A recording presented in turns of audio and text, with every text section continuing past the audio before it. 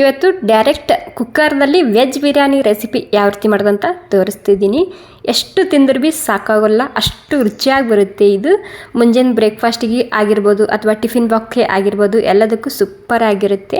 Direct ಕುಕ್ಕರ್ದಲ್ಲೇ ಮಾಡಿ ತೋರಿಸ್ತಿದ್ದೀನಿ. So ವಿಡಿಯೋನ skip ಮಾಡ್ದೆ ನೋಡಿ. ತುಂಬ ಅಂದರೆ ತುಂಬಾ ರುಚಿಯಾಗಿ ಬರುತ್ತೆ ಈ ಬಿರಿಯಾನಿ. ಸೊ ಎಲ್ರಿಗೂ ತುಂಬಾ ಇಷ್ಟ ಆಗುತ್ತೆ. ಮತ್ತು ಈ ರೆಸಿಪಿ ನಿಮಗೆ ಸ್ವಲ್ಪನಾದರೂ ಇಷ್ಟ ಆಗಿದ್ರೆ ಒಂದು ಲೈಕ್ ಮಾಡೋದು ಮಾತ್ರ ಮರಿಬಾರ್ದು. ಸೊ ನೋಡಿ ಎಷ್ಟು ಸರಿಯಾಗಿ ಬಂದಿದೆ ಅಂದರೆ ಎಷ್ಟು ಹೇಳಿದ್ರು ಭೀ ಸಾಕಾಗಲ್ಲ, ಅಷ್ಟು ರುಚಿ ಬರುತ್ತೆ ಈ ಬಿರಿಯಾನಿ.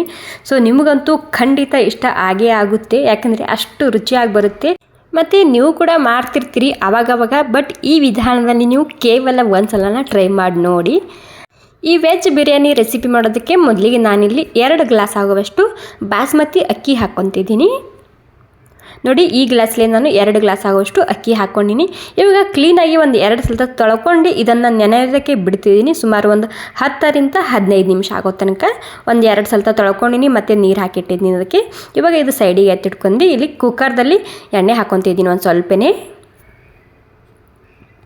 ನೋಡಿ, ಎಣ್ಣೆ ಗರಂ ಆಗಿದೆ. ಎಣ್ಣೆ ಗರಂ ಆದಮೇಲೆ ನಾನಿಲ್ಲಿ ಸುಮಾರು ಒಂದು 5 ಈರುಳ್ಳಿನ ಉದ್ದುದ್ದಾಗಿ ಕಟ್ ಮಾಡ್ಕೊಂಡು ಹಾಕ್ಕೊತಿದ್ದೀನಿ. ಈರುಳ್ಳಿ ಕ್ವಾಂಟಿಟಿ ಜಾಸ್ತಿನೇ ಇರಬೇಕು, ಬಿರಿಯಾನಿದಲ್ಲಿ ತುಂಬಾ ರುಚಿಯಾಗಿ ಬರುತ್ತೆ. ಇವಾಗ ಈರುಳ್ಳಿ ನಾನು ಪೂರ್ತಿಯಾಗಿ ಕೆಂಪಾಗಬೇಕಿದ್ದು ಅಲ್ಲಿ ತನಕ ಇದನ್ನು ನಾನು ಈರುಳ್ಳಿ ಹುರ್ಕೊಂಡು ತೊಗೊತಿದ್ದೀನಿ. ಸೇಮ್ ನಾವು ಹೋಟೆಲಲ್ಲಿ ತಿಂತೇವಲ್ಲ ಅದೇ ರುಚಿ ಬರುತ್ತೆ ಈ ರೀತಿ ಮಾಡಿದರೆ. ನೋಡಿ, ಈರುಳ್ಳಿ ಈ ರೀತಿ ಹುರ್ಕೊಂಡು ನಾನು ಪೂರ್ತಿಯಾಗಿ ಕೆಂಪಾಗಬೇಕು. ಇಷ್ಟಾದರೆ ಸಾಕು. ಮತ್ತೆ ಹೊರಗಡೆ ಬಂದಾದಮೇಲೆ ಇದು ಕೆಂಪಾಗುತ್ತೆ ಈರುಳ್ಳಿ. ಓಕೆ, ಇವಾಗ ನಾನು ಈರುಳ್ಳಿ ಸೈಡಿಗೆ ಎತ್ತಿಟ್ಕೊಂಡಿದ್ದೀನಿ. ಇವಾಗ ಅದರಲ್ಲಿ ಒಂದು ಸ್ವಲ್ಪ ಎಣ್ಣೆ ಒಳ್ಕೊಂಡಿದೆ. ಒಂದು 2 ಸ್ಟಾರ್ ಹಾಕಿದ್ದೀನಿ, ಒಂದು 4 ಇಲಾಯ್ಚಿ, 2 ಪಲಾವ್ ಎಲೆ, ಮತ್ತು 1 ಇಲಾಯ್ಚಿ ಹಾಕಿದ್ದೀನಿ, ದಪ್ಪ ಇಲಾಯ್ಚಿ, ಮತ್ತು ಒಂದು 3 ಮೆಣಸಿನ್ಕಾಯಿ ಹಾಕ್ಕೊತಿದ್ದೀನಿ. ಮತ್ತು ಶುಂಠಿ ಮತ್ತು ಬೆಳ್ಳುಳ್ಳಿ ಕುಟ್ಟು ಹಾಕ್ಕೊತಿದ್ದೀನಿ. ಇದು ಮಾತ್ರ ಮಿಸ್ ಮಾಡದೆ ಹಾಕಬೇಕು, ಬಿರಿಯಾನಿಗೆ ತುಂಬ ಟೇಸ್ಟ್ ಬರುತ್ತೆ.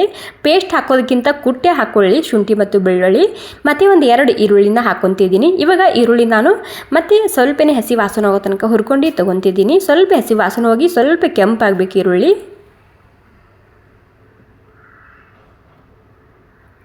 ನೋಡಿ, ಈರುಳ್ಳಿ ನಾನು ಕೆಂಪಾಗೋ ತನಕ ಹುರ್ಕೊಂಡಿನಿ. ಇಷ್ಟಾದರೂ ಸಾಕಾಗುತ್ತೆ. ಇವಾಗ ನೋಡ್ತಿರ್ಬೋದು. ಇವಾಗ ಒಂದು ಸ್ವಲ್ಪನೇ ನಾನಿಲ್ಲಿ ಪನ್ನೀರ್ ಹಾಕ್ಕೊತಿದ್ದೀನಿ. ಒಂದು ವೇಳೆ ನಿಮ್ಮ ಹತ್ರ ಪನ್ನೀರ್ ಇಲ್ಲ ಅಂದರೆ ನೀವು ಸ್ಕಿಪ್ ಕೂಡ ಮಾಡ್ಕೋಬೋದು. ಇವಾಗ ಸ್ವಲ್ಪ ನಾನಿಲ್ಲಿ ತರಕಾರಿ ತೊಗೊಂಡಿದ್ದೀನಿ. ಹೂಕೋಸು, ಮತ್ತು ಕ್ಯಾರೆಟು, ಮತ್ತು ಬೀನ್ಸು, ಮತ್ತು ಆಲೂಗಡ್ಡೆ ತೊಗೊಂಡಿದ್ದೀನಿ. ನಿಮ್ಗೆ ಎಷ್ಟು ಬೇಕು ಅಷ್ಟು ನೀವು ಇಲ್ಲಿ ತರಕಾರಿ ಹಾಕೋಬೋದು. ನಾನು ಜಾಸ್ತಿನೇ ಹಾಕಿದ್ದೀನಿ. ಒಂದು ಸ್ವಲ್ಪ ಪಲಾವ್ ಅಥವಾ ಬಿರಿಯಾನಿದಲ್ಲಿ ತರಕಾರಿ ಜಾಸ್ತಿನೇ ಇರಬೇಕು. ಮತ್ತು ತರಕಾರಿ ಸ್ವಲ್ಪ ದಪ್ಪನೇ ಕಟ್ ಮಾಡ್ಕೊಂಡು ಹಾಕೋಬೇಕಾಗುತ್ತೆ. ಅದು ಬೆಂದಾದಮೇಲೆ ಕರಗುತ್ತೆ ತರಕಾರಿ. ಹೀಗಾಗಿ ಸ್ವಲ್ಪ ದಪ್ಪ ಕಟ್ ಮಾಡ್ಕೊಂಡು ಹಾಕ್ಕೊಳ್ಳಿ. ಇವಾಗ ಎಲ್ಲ ಸೇರಿಸಿ ಒಂದು ಸ್ವಲ್ಪ ಮಿಕ್ಸ್ ಮಾಡ್ಕೊತಿದ್ದೀನಿ ಎಣ್ಣೆಯಲ್ಲಿ. ಓಕೆ, ನೋಡಿ, ಎಲ್ಲ ಸೇರಿಸಿದನ್ನು ನಾನು ಒಂದು 2 ನಿಮಿಷ ಆಗೋ ತನಕ ಹುರ್ಕೊಂಡಿನಿ. ಹುರ್ಕೊಂಡಾದಮೇಲೆ ಇಲ್ಲಿ ಒಂದು ಅರ್ಧ ಟೇಬಲ್ ಸ್ಪೂನ್ ಆಗುವಷ್ಟು ಅರಿಶಿಣ ಹಾಕ್ಕೊತಿದ್ದೀನಿ. ಮತ್ತು 1 ಟೇಬಲ್ ಸ್ಪೂನ್ ಆಗುವಷ್ಟು ರೆಡ್ ಖಾರದ ಪುಡಿ ಹಾಕ್ಕೊತೀರಿ. ಮತ್ತು 1 ಟೇಬಲ್ ಸ್ಪೂನ್ ಆಗುವಷ್ಟು ಗರಂ ಮಸಾಲ, ಇದು ಧನಿಯಾ ಪೌಡರ್ ಅದ 1 ಟೇಬಲ್ ಸ್ಪೂನ್ ಆಗುವಷ್ಟು, ಮತ್ತು 1 ಟೇಬಲ್ ಸ್ಪೂನ್ ಆಗುವಷ್ಟು ಗರಂ ಮಸಾಲ ಹಾಕ್ಕೊತಿದ್ದೀನಿ. ಮತ್ತು ಒಂದು 2 ಚಮಚ ಇಲ್ಲಿ ಬಿರಿಯಾನಿ ಮಸಾಲ ಹಾಕ್ಕೊತಿದ್ದೀನಿ. ಇಲ್ಲಿ ನೀವೆಲ್ಲ ರುಚಿಗೆ ತಕ್ಕಷ್ಟು ಹೆಚ್ಚು ಕಮ್ಮಿ ಮಾಡ್ಕೋಬೋದು, ಎಲ್ಲ ಮಸಾಲ ಅಥವಾ ಖಾರ. ಇವಾಗೆಲ್ಲ ಸೇರಿಸಿ ನಾನು ಇದು ಮಿಕ್ಸ್ ಮಾಡ್ಕೊತಿದ್ದೀನಿ. ಓಕೆ, ನೋಡಿ, ಇವಾಗ ಸ್ಲೋ ಇದೆ ಗ್ಯಾಸ್. ಖಾರ ಹಾಕುವಾಗ ಗ್ಯಾಸ ಸ್ಲೋ ಇರಲಿ. ಎಣ್ಣೆಯಲ್ಲಿ ಒಂದು 2 ನಿಮಿಷ ಇದನ್ನು ನಾನು ಮಿಕ್ಸ್ ಮಾಡ್ಕೊತಿದ್ದೀನಿ. ಹಾಗೆಯೇ ನೋಡಿ ಎಷ್ಟು ಕಲರ್ಫುಲ್ಲಾಗಿ ಕಾಣ್ತಿದೆ ಅಲ್ವಾ. ಸ್ವಲ್ಪ ತರಕಾರಿ ದಪ್ಪನೇ ಕಟ್ ಮಾಡ್ಕೊಳ್ಳಿ, ಮತ್ತು ಎಲ್ಲ ತರಕಾರಿ ಜಾಸ್ತಿ ಕ್ವಾಂಟಿಟಿದಾಗೆ ಹಾಕ್ಕೊಂಡು ಮಾಡ್ಕೊಳ್ಳಿ. ಬಿರಿಯಾನಿ ತುಂಬ ರುಚಿಯಾಗಿ ಬರುತ್ತೆ ಇದು. ಇವಾಗ ಒಂದು ಅರ್ಧ ಗ್ಲಾಸ್ ಆಗುವಷ್ಟು ಮೊಸರು ಹಾಕ್ಕೊತಿದ್ದೀನಿ. ನಾನು ಯಾವ ಗ್ಲಾಸಲ್ಲಿ ಅಕ್ಕಿ ತೊಗೊಂಡಿದ್ನಲ್ಲ 2 ಗ್ಲಾಸ್ ಅಕ್ಕಿಗೆ ಒಂದು ಅರ್ಧ ಗ್ಲಾಸ್ ಆಗುವಷ್ಟು ಮೊಸರು, ಗಟ್ಟಿಯಾಗಿರುವಂತಹ ಮೊಸರು ಹಾಕ್ಕೊತಿದ್ದೀನಿ. ಈ ಮೊಸರು ಹಾಕಿದರೆ ಬಿರಿಯಾನಿ ತುಂಬ ಅಂದರೆ ತುಂಬಾ ರುಚಿಯಾಗಿ ಬರುತ್ತೆ. ಮತ್ತು ಮೊಸರು ಹಾಕುವಾಗ ಗ್ಯಾಸ ಸ್ಲೋನೇ ಆಗಿರಬೇಕು, ಅಥವಾ ಬಂದ್ ಮಾಡಿ ಮೊಸರನ್ನ ಹಾಕ್ಕೊಳ್ಳಿ. ಇವಾಗ ನೋಡಿ, ಎಲ್ಲ ಸೇರಿಸಿ ಮೊಸರು ಮಿಕ್ಸ್ ಮಾಡ್ಕೊಂಡಿದ್ದು ನಾನು 1 ನಿಮಿಷ. ಮಿಕ್ಸ್ ಮಾಡ್ಕೊಂಡು ಆದಮೇಲೆ ಇದಕ್ಕೆ 2 ನಿಮಿಷ ಆಗಿನೇ ನಾನು ಹುರ್ಕೊತಿದ್ದೀನಿ. ಇವಾಗ ಗ್ಯಾಸ ಸ್ಲೋ ಇರಬೇಕು. ನೋಡಿ, ಎಲ್ಲ ಕೋಟಿಂಗ್ ಆಗಿದೆ ಇವಾಗ ಎಲ್ಲ ತರಕಾರಿಗೆ ಮೊಸರು. ಇವಾಗ ಇದರಲ್ಲಿ ನಾನು ಪುದೀನ ಸೊಪ್ಪು ಹಾಕ್ಕೊತಿದ್ದೀನಿ. ಈ ಪುದೀನ ಸೊಪ್ಪು ಮಿಸ್ ಮಾಡದೆ ಹಾಕಬೇಕು. ವೆಜ್ ಬಿರಿಯಾನಿಯಲ್ಲಿ ಕಂಪಲ್ಸರಿ ಇದ್ದೇ ಇರುತ್ತೆ ಪುದೀನ ಸೊಪ್ಪು. ಓಕೆ, ನೋಡಿ, ಎಲ್ಲ ಸೇರಿಸಿ ಮತ್ತೆ ಒಂದು ಸ್ವಲ್ಪ ನಾನು ಮಿಕ್ಸ್ ಮಾಡ್ಕೊಂಡು ತೊಗೊತಿದ್ದೀನಿ. ಘಮ್ ಅಂತಿರುತ್ತೆ. ಈ ರೀತಿ ನೀವು ಒಂದು ಸ್ವಲ್ಪ ವೆಜ್ ಬಿರಿಯಾನಿ ಮಾಡಿ ನೋಡಿ. ಇವಾಗ ನಾನಿಲ್ಲಿ ನೀರು ಹಾಕ್ಕೊತಿದ್ದೀನಿ. 3 ಗ್ಲಾಸ ಪ್ಲಸ್ ಮೇಲೆ ಒಂದು ಸ್ವಲ್ಪ ನೀರು ಹಾಕ್ಕೊತಿದ್ದೀನಿ. ಬಾಸ್ಮತಿ ಅಕ್ಕಿ ತೊಗೊಂಡ್ರೆ 2 ಗ್ಲಾಸ್ ಅಕ್ಕಿಗೆ ಒಂದು 3-3.5 ಗ್ಲಾಸ್ ಆಗೋಷ್ಟು ನೀರು ಬೇಕಾಗುತ್ತೆ. ಬೇರೆ ಅಕ್ಕಿ ತೊಗೊಂಡ್ರೆ ಒಂದು ಸ್ವಲ್ಪ ಹೆಚ್ಚು ಕಮ್ಮಿ ಹಿಡಿಬೋದು ನಿಮಗೆ ಇಲ್ಲಿ. ನೋಡಿ ನಾನಿವತ್ತು ಈಗ 3.5 ಗ್ಲಾಸ್ ಆಗೋಷ್ಟು ನೀರು ಹಾಕಿದ್ದೀನಿ ಟೋಟಲಿ. ಮತ್ತು ಒಂದು ಅರ್ಧ ಗ್ಲಾಸ್ ಆಗೋಷ್ಟು ಮೊಸರು ಕೂಡ ಹಾಕಿದ್ದ ಅಲ್ವಾ, ತರಕಾರಿ ಕೂಡ ಇದೆ ಜಾಸ್ತಿ. ಇವಾಗ ಎಲ್ಲ ಸೇರಿಸಿ ಮಿಕ್ಸ್ ಮಾಡ್ಕೊಂಡಿದ್ದೀನಿ. ಮಿಕ್ಸ್ ಮಾಡ್ಕೊಂಡು ಆದಮೇಲೆ ಇದಕ್ಕೆ ರುಚಿಗೆ ತಕ್ಕಷ್ಟು ಉಪ್ಪು ಹಾಕ್ಕೊತಿದ್ದೀನಿ. ಸ್ವಲ್ಪ ಬಿರಿಯಾನಿದಲ್ಲಿ ಉಪ್ಪು ಜಾಸ್ತಿನೇ ಇರಬೇಕು. ಓಕೆ ನೋಡಿ ಎಲ್ಲ ಸೇರಿಸಿ ಮಿಕ್ಸ್ ಮಾಡ್ಕೊಂಡು ನೀರು ಕುದಿ ಬರಬೇಕು, ಅಲ್ಲಿ ತನಕ ವೇಟ್ ಮಾಡಬೇಕಾಗುತ್ತೆ. ನೋಡಿ ನೀರಾಗಿ ಕುದಿ ಬಂದಿದೆ. ಇವಾಗ ಕುದಿ ಬಂದಾದಮೇಲೆ ನಾನಿಲ್ಲಿ ಅಕ್ಕಿ ಹಾಕ್ಕೊತಿದ್ದೀನಿ. ನೀವಿಲ್ಲಿ ಬಾಸ್ಮತಿ ಅಕ್ಕಿ ತೊಗೊಂಡ್ರೆ ಒಂದು 10-15 ನಿಮಿಷ ನೆನೆಸ್ಕೊಂಡು ತೊಗೊಳ್ಳಿ. ನಮ್ಮ ಬಿರಿಯಾನಿ ತುಂಬ ರುಚಿಯಾಗಿ ಬರುತ್ತೆ ಮತ್ತು ಬಿಡಿ ಬಿಡಿಯಾಗಿ ಬರುತ್ತೆ.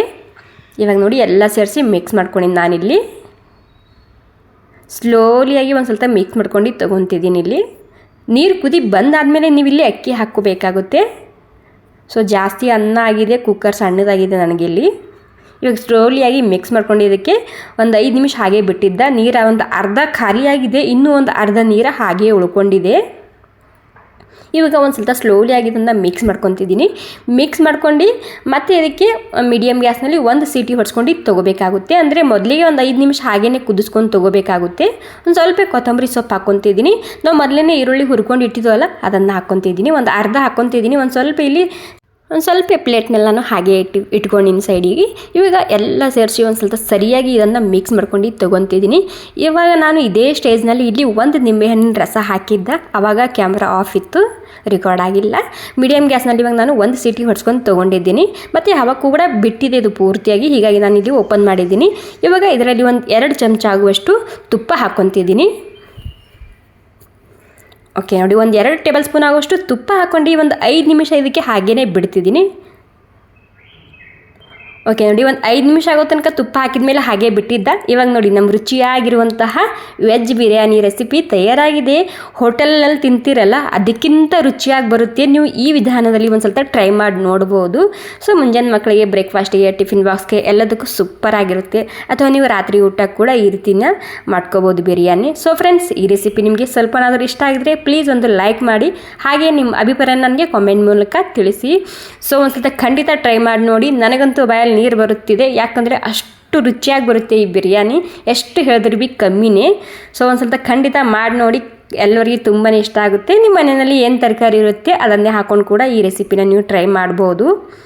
ವಾವ್ ನೋಡಿ, ತುಂಬ ಅಂದರೆ ತುಂಬಾ ರುಚಿಯಾಗಿ ಬಂದಿದೆ. ಸೊ ಏನಿಲ್ಲ, ಒಂದು 10-15 ನಿಮಿಷದಲ್ಲಿ ಈ ರೆಸಿಪಿನ ನೀವು ತಯಾರು ಮಾಡ್ಕೋಬೋದು. ಸ್ವಲ್ಪ ತರಕಾರಿ ದಪ್ಪನೇ ಕಟ್ ಮಾಡ್ಕೊಳ್ಳಿ, ತುಂಬ ಸರಿಯಾಗಿ ಬರುತ್ತೆ. ಮತ್ತು ಅದು ಬೆಂದಾದಮೇಲೆ ತರಕಾರಿ ಒಂದು ಸ್ವಲ್ಪ ಸಾಫ್ಟ್ ಆಗುತ್ತೆ ಅಲ್ವಾ, ಹೀಗಾಗಿ.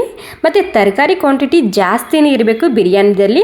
ಮತ್ತು ಬಾಸ್ಮತಿ ಅಕ್ಕಿ ಬಳಸೋದಾದರೆ ಒಂದು 10-15 ನಿಮಿಷ ನೆನೆಸ್ಕೊಂಡು ತೊಗೋಬೇಕಾಗುತ್ತೆ.